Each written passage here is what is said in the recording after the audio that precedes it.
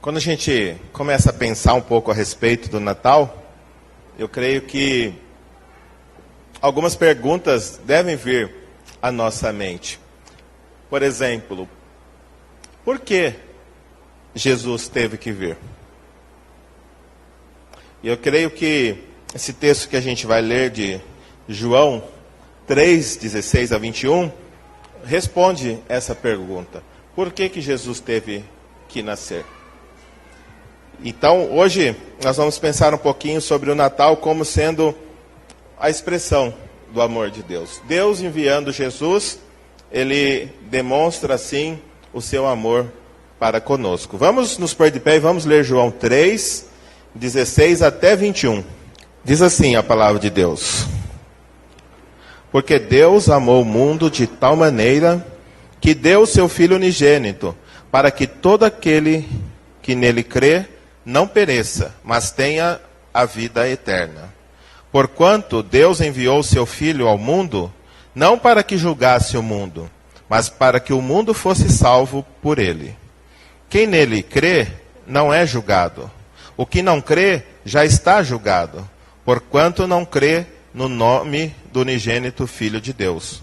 O julgamento é este, que a luz veio ao mundo, e os homens amaram mais as trevas do que a luz, porque as suas obras eram más. Pois todo aquele que pratica o pecado, pois todo aquele que pratica o mal, aborrece a luz e não se achega para a luz, a fim de não serem arguidas as suas obras. Quem pratica a verdade, aproxima-se da luz, a fim de que as suas obras sejam manifestas, porque feitas em Deus. Oremos. Ó Pai, nós te agradecemos já por poder ouvir cânticos que exaltam o teu nome, que falam profundamente aos nossos corações. E agora nós suplicamos que o Senhor também abra o nosso coração para entendermos a tua palavra. Entendermos um pouco do grandioso amor que o Senhor demonstrou por nós ali na cruz. E entendermos a nossa real necessidade de Jesus. Fala conosco, Pai, em nome de Jesus. Amém. Podemos assentar. Você já parou para pensar por que Jesus teve que vir? Já parou para pensar assim, por que não foi de uma outra forma, de um outro meio? Por que Deus não utilizou um outro método para resgatar eu e você do inferno? Por que será que Deus não inventou uma fórmula diferente que não precisasse ser o envio do próprio Filho para morrer aqui nesse planeta humilhado pelos pecadores? Você já parou para pensar por que Deus, sendo tão grandioso, não podia ter outro método? Já parou para pensar sobre isso? E quando eu me paro e penso nisso, eu começo a perceber a gravidade da nossa situação sem Cristo. E também ela demonstra ainda mais o grandioso amor de Deus. Porque eu tenho certeza que se tivesse um outro método, Deus teria feito e poupado o seu Filho de passar tanta humilhação e de receber o pecado de toda a humanidade sobre ele. De tanto que Deus abomina o pecado, se houvesse uma outra forma, Ele teria feito dessa outra forma para poupar o seu Filho amado de receber os nossos pecados sobre ele. Mas, quando a gente olha para esse texto, talvez é um texto tão conhecido e a gente passa por cima dele de maneira rápida e, eu já sei mesmo, e a gente não presta atenção em tudo aquilo que esse texto tem a nos ensinar. E como Deus demonstra o seu amor pelo homem? Como ele demonstra o seu amor pelo homem? E aqui é muito claro, dando seu Filho unigênito para morrer por pecadores. Romanos, ele diz assim, talvez por um justo alguém ouse morrer. Mas Deus prova o seu amor para conosco em que Cristo morreu por nós, sendo nós ainda pecadores. Ainda pecadores. E como ele mostrou? É interessante notarmos que Deus deu o seu filho, ou melhor, que Deus deu o seu filho. Ele não trocou, não emprestou, não vendeu, não negociou, ele não alugou. E na verdade, ele era livre. E é interessante que essa palavra deu é uma palavra que significa dar a alguém de livre e espontânea vontade para suprir a necessidade do outro. Então, é interessante, já fala, ele deu, foi de livre e espontânea vontade. E por quê? E porque havia alguma necessidade em nós. E a única forma de ele suprir essa necessidade era através do seu filho. E, portanto, a gente viu que ele poderia ter feito assim, ó, eu vou emprestar um pouquinho meu filho para vocês. Quando vocês se tornarem bonzinhos, aí eu resgato ele e vocês, então, continuam vivendo como pessoas boas.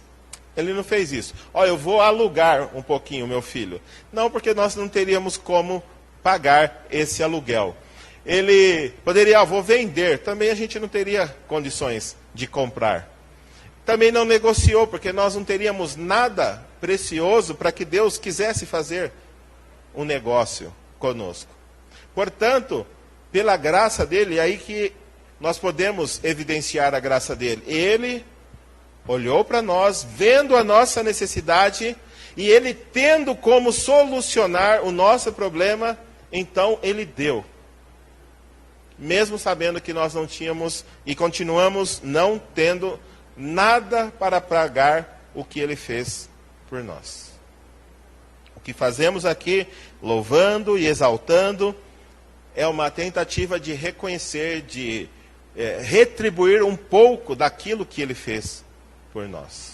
Portanto, quando a gente olha para esse texto que diz, porque Deus amou o mundo de tal maneira que deu o seu Filho, a gente, olhando para a segunda parte desse versículo, percebe que é para quê?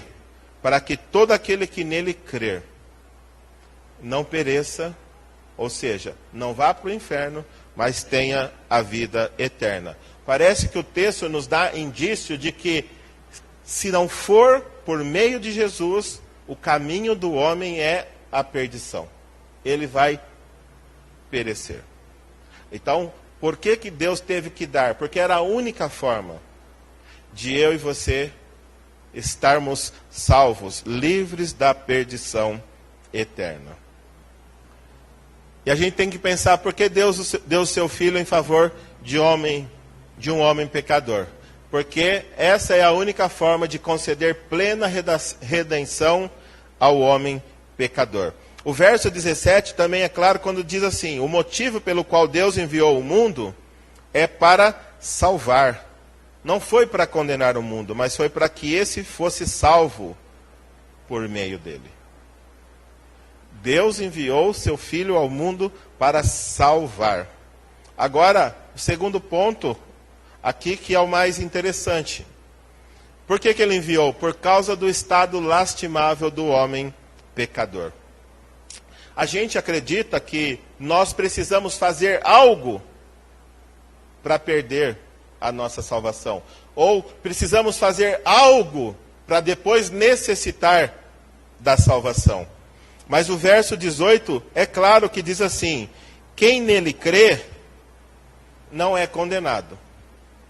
Mas quem crê, ou melhor, quem não crê, já está condenado, por não crer no nome do Filho unigênito de Deus. Ou seja, quem crê é tirado daquele estado de perdição e é salvo. Agora, quem não crê, não vai ser condenado. O texto diz o quê? Já está condenado.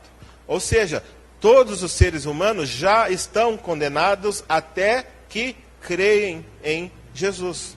A única forma de sair debaixo da condenação de Deus é por meio da fé em Jesus. Não é o que diz o verso 18? Quem crê nele não é julgado. O que não crê já está julgado. E qual é o julgamento? O verso 19 é muito claro. o verso 19 afirma assim, ó. O julgamento é este. A luz veio ao mundo. Mas o que aconteceu? Os homens amaram mais as trevas do que a luz, porque as suas obras eram más. É interessante uma corrente no meio da teologia que defende a bondade inerente do ser humano. Enquanto a Bíblia, do começo ao fim, de Gênesis a Apocalipse, demonstra que o homem, na sua essência, é má. A tendência natural do ser humano é o quê? É fugir, é se afastar de Deus. É não ir para a luz. E aqui o texto é claro. Por que o homem não vai para a luz? Por quê? Porque as obras são más. É interessante, se você olhar para... Eu estava sentado ali, e vocês estão vendo alguma mancha na minha calça? Eu estava embaixo da luz, aquela luz é bem forte, e aqui eu estava vendo que tem uma mancha. Então, quando você aproxima da luz, começa a mostrar coisas que talvez de longe você não consiga perceber. E a nossa vida com Deus é a mesma coisa. Quanto mais nós nos aproximamos de Jesus, mais evidencia o quê? Quem nós somos. E o texto diz, né, João está dizendo, Jesus veio ao mundo, a luz veio ao mundo. Mas os homens amaram quem? As trevas. Por quê? Porque as suas obras eram más. Eram más. Às vezes a gente fica admirado de expor o evangelho para uma pessoa, você fala a respeito da salvação, do amor de Deus, de tudo que Deus fez para a pessoa, mas a pessoa fala, não quero. Por que ela não quer? Porque ela sabe que ela está se aproximando de quem? Da luz. E a luz vai expor o quê? Quem ela é. E ela, por vergonha de que você saiba quem ela é, ela prefere ficar aonde? Nas trevas. E o texto é muito claro. Essa é a condenação. O homem, ele faz o quê? Ele foge de Deus. O homem evita Deus. E esse é o julgamento. O homem ama as trevas. E é interessante que se você, de maneira sincera, parar um dia, pegar sua Bíblia, começa a ler em Salmos, capítulo 1. Começa a ler e começa a comparar o seu coração com aquilo que Davi diz ali no Salmo 1.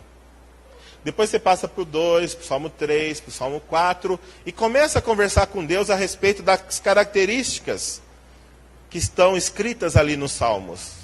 E começa a sondar, Deus, o meu coração é assim? Se você for sincero e começar a sondar e conversar com Deus e analisar Salmos, não precisa ir... Começa a analisar Salmos. Quando Davi fala assim, faz justiça a mim por amor do teu nome, porque eu andei na tua luz. E aí você pergunta, quando você está sendo injustiçado, eu me pergunto, será que eu posso falar como Davi, Deus? Faz justiça a mim porque eu andei na tua luz? Começa a sondar o seu coração que você vai perceber que João está correto. Que a nossa tendência natural é fazer o quê? É fugir de Deus. Nós temos até mesmo de sondar o nosso coração através das Escrituras, porque elas vão expor quem nós somos. Dessa forma, o que a gente prefere? Ficar nas trevas. E é interessante, o texto diz, os homens fazem o quê com as trevas? Os homens amam as trevas. Eu e você, nós não somos diferentes. Ele está afirmando que o homem, né, em geral, ama as trevas. E a única forma de eu e você pararmos de amar as trevas é se Deus nos resgatar, abrir os nossos olhos para que a gente enxergue Jesus e dessa forma a gente passa a desfrutar da vida eterna. De outra forma, nós vamos amar as trevas eternamente. E vamos viver nas trevas eternamente. E o verso 20, ele diz assim, pois todo aquele que pratica o mal, faz o quê? Aborrece a luz. E não se achega à luz, por quê? A fim de não serem arguidas ou reprovadas as suas obras. Você já viu alguém que está fazendo alguma coisa errada querer conversar sobre essa coisa errada? Já viu alguém ou não? Já viu? Não existe. Sempre que você for arguir ou questionar alguém que está fazendo uma coisa errada, ela não vai querer falar sobre. Porque o texto é muito claro. Quem pratica o mal, odeia a luz. E não se aproxima da luz, temendo que as suas obras sejam manifestas. Lembra, contei, acho que o Anderson me apresentou um rapaz uma vez. A gente conversou, tentou discipular ele, o Anderson andou com ele, eu tentei andar com ele, levamos ele lá em São Paulo no médico. E quando eu sentei a primeira vez para estudar, eu passei alguns textos para ele ler. No segundo encontro, ele falou assim: você leu? Eu falei, não. Eu perguntei se ele tinha lido, ele disse, não, por quê? Ah, porque se eu ler, aí eu vou ter culpa. Eu prefiro não ler para não ter, entendeu? Mas se eu ler, aí eu vou ser culpado. Então eu prefiro ficar na ignorância. Então, na verdade, ele não quis ler a Bíblia, porque a Bíblia faz o quê? Expõe quem nós somos. Expõe. Então, toda vez que você lê a Bíblia, você está vendo um espelho. Deus falando como é o seu coração. E a única forma da gente deixar de amar a luz é fazendo o quê? É encarando quem realmente nós somos e então procurar a Jesus. De outra forma, nós vamos continuar andando nas trevas e praticando as obras das trevas e fugindo de Jesus. Mas aí o verso 21 ele encerra já mostrando assim, mas o 20 fala assim, que quem pratica o mal não quer a luz. Mas o 21 diz, mas quem pratica a verdade vem para a luz, para que se veja claramente que as suas obras são realizadas por intermédio de Deus. Se alguém tem receio de confrontar a sua vida com a Bíblia, é por quê? Porque ela não está andando em conformidade. Porque o texto afirma que quem pratica a verdade vem para a luz. E tem prazer que as suas obras sejam vistas. E por causa de tudo isso que Jesus teve que vir. Primeiro, porque a única forma do homem receber redenção era por meio do sangue de Jesus. Não tinha outro jeito. Teve que vir por causa do nosso estado lastimável. Nós gostamos de fazer coisa errada. Concorda ou não? Ou você não gosta?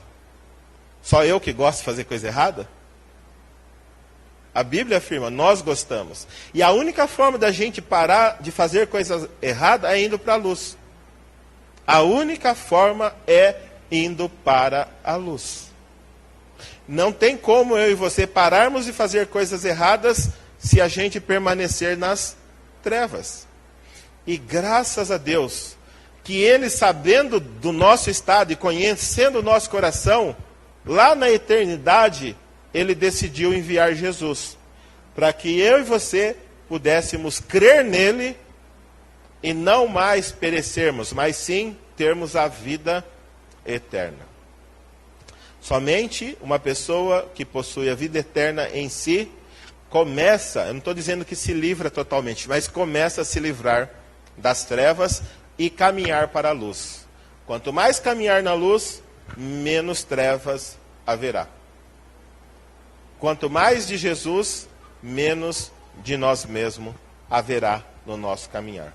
E se tivesse outra forma, menos dolorosa, menos humilhante, menos vil, menos dolorosa, não sei. Se tivesse uma outra forma, Deus teria feito.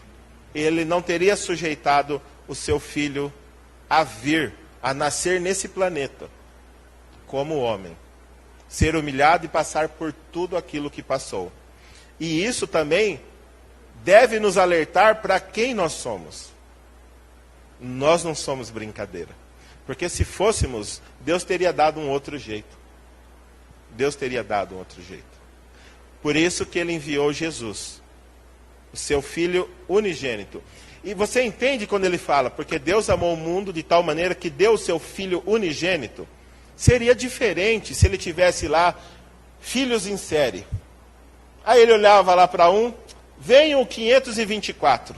Você vai lá nascer e lá você vai fazer a redenção. Não. Seria fácil quem tem 10, 20, 30, 40, entregar um. Fácil entre aspas. Seria difícil, mas não tão difícil quanto entregar o único.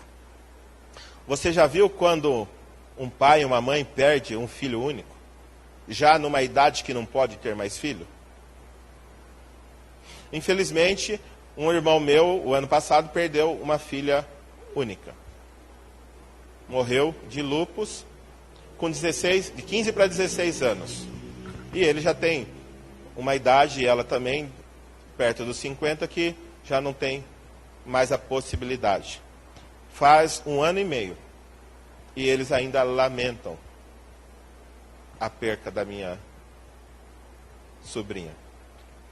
Então, imagina como foi difícil para Deus entregar a nós, pecadores, o único filho, sabendo de tudo aquilo que ele passaria. E aí é que nós podemos reconhecer quão grandioso é o amor de Deus. De entregar aquilo que de mais precioso ele tinha. Para que eu e você não perecêssemos, mas pudéssemos ter a vida eterna. Mesmo sabendo quem somos, mesmo continuando sendo pecadores, ainda assim, ele levou adiante o plano de enviar Jesus para nascer nesse planeta. Porque era a única forma de ele poder ter um corpo a fim de entregá-lo em nosso favor. Foi a única forma. Lembra que eu sempre digo que a ofensa assume a proporção da pessoa ofendida. Porque se a ofensa não assumisse a proporção da pessoa ofendida, poderia ser um homem morrendo por toda a humanidade. Poderia ter sido um anjo morrendo por toda a humanidade. Poderia continuarmos oferecendo carneiros por toda a eternidade. Não teria problema. Mas lembra que eu digo assim, imagina você ofendendo o nosso ex-presidente Lula. Porque eu vi tantas pessoas ofendendo ele, contando piada dele. O que aconteceria conosco? Não. Mas imagina você fazendo o mesmo com o ditador coreano. Você contando as piadas que contamos do Lula e da Dilma, do ditador coreano, e sendo coreano, o que aconteceria conosco? Por quê? Porque a ofensa assume a dignidade da pessoa ofendida. O Lula, ele não ligava, a Dilma não liga, mas o Kim, lá ele se acha Deus. E se ofender a dignidade dele, é pena de morte. E a gente olha, quem foi ofendido foi Deus.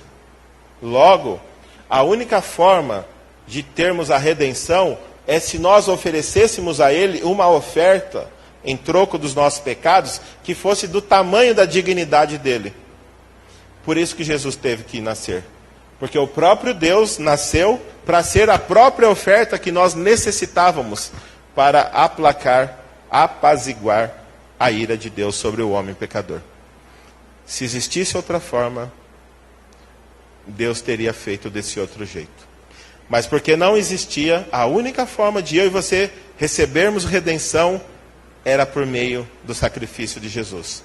Por isso que ele enviou Jesus para nascer nesse mundo. Por amor a mim e a você. Eu me lembro do cântico que a gente entoa aqui. Tanto amor, tanto amor. Quanta dor, quanta dor. E diz assim, a razão de tão grande amor foi o quê? Foi provar o quê? Que a minha vida, sem valor, foi preciosa para ele. Ele não morreu porque eu sou precioso e ele viu algo bom em mim, não. Ele morreu porque ele é amor. Ele nos amou. E dessa forma, ele deu o que de melhor tinha por amor, para nos resgatar. E nós devemos, no Natal, lembrar que Deus começou a concretizar a redenção quando mandou o seu Filho como missionário aqui para a terra, para salvar a mim e a você. Se não fosse a disposição de Jesus em se humilhar e passar por tudo, eu e você estaríamos perdidos. Por isso que Deus enviou Jesus. Por que tinha que ser Jesus? Por causa da nossa condição. E glória a Deus por Ele ter essa disposição e esse amor.